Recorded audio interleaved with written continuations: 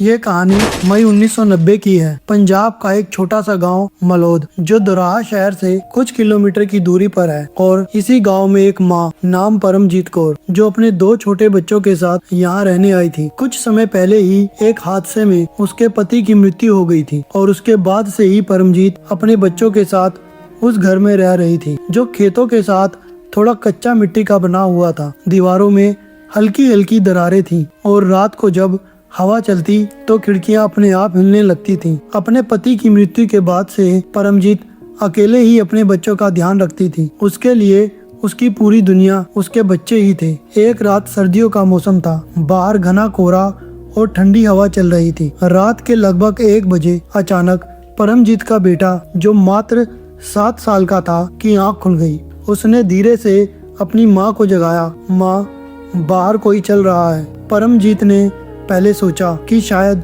कोई कुत्ता या जानवर होगा, लेकिन जब उसने ध्यान से सुना तो उसे भी आवाज आई जैसे कोई बाहर आंगन में धीरे धीरे चल रहा हो। परमजीत का दिल थोड़ा तेज धड़कने लगा, लेकिन वह बच्चों को डराना नहीं चाहती थी। उसने अपने बेटे को अपने पास बिठाया और खिड़की की तरफ देखा। कोहरे में एक धुंधली सी परछाई हिलती हुई दिखाई दे रही थी। अचानक खिड़की पर एक हल्की सी दस्तक हुई और परमजीत की बेटी जो 5 साल की थी उसकी भी आंख खुल गई। माँ, कोई आ गया? परमजीत ने हिम्मत करके पूछा। कौन है वहाँ? कुछ पल तक बिल्कुल सन्नाटा रहा। फिर बाहर से एक धीमी आवाज आई, डरो मत, मैं तुम्हें नुकसान पहुँचाने नहीं आया हूँ। परमजीत एक पल के लिए सन्न रह गई। आवाज अजीब थी, ना पूरी तरह इंसान जैसी ना हवा जैसी। उसने धीरे से खिड़की का पर्दा हटाकर बाहर देखा।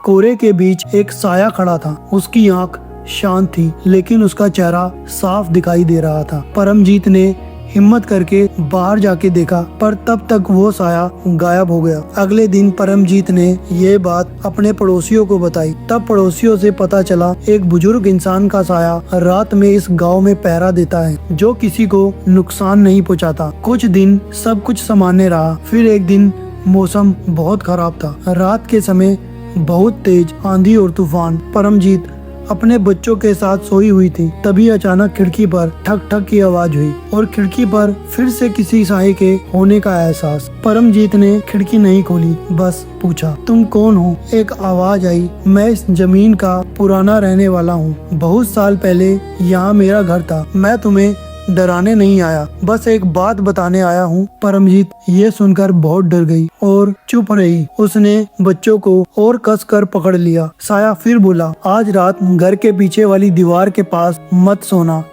इतना कहकर वह साया धीरे धीरे गायब हो गया। परमजीत समझ नहीं पा रही थी कि क्या करे, लेकिन उसके दिल में अजीब सा एहसास था जैसे कोई सच में उन्हें बचाने आया हो। उसने उसी समय बच्चों को उठाया और घर के दूसरे कमरे में सुला दिया। रात के लगभग 3 बजे अचानक एक बहुत तेज आवाज आई। घर के पीछे की पुरानी दीवार का बड़ा हिस्सा गिर गया था। अगर परमजीत और उसके बच्चे वहाँ सो रहे होते तो कोई बहुत बड़ी अनहोनी हो सकती थी। परमजीत का शरीर कांप गया। उसने खिड़की से बाहर देखा। कोहरा अभी भी था, लेकिन दूर आंगन में एक पल के लिए वही बुजुर्ग साया खड़ा दिखाई दिया। इस बार उसने बस हल्का सा हाथ उठाया जैसे आशीर्वाद दे रहा हो। फिर वह हमेशा के लिए कोहरे में गायब हो गया। अगली सुबह जब गांव वालों को दीवार गिरने की बात पता चली तब सब हैरान रह गए। गांव के एक बुजुर्ग ने परमजीत से कहा, इस जगह पर पहले एक बहुत नेक दिल बूढ़ा आदमी रहा करता था। लोग कहते हैं कि उसकी आत्मा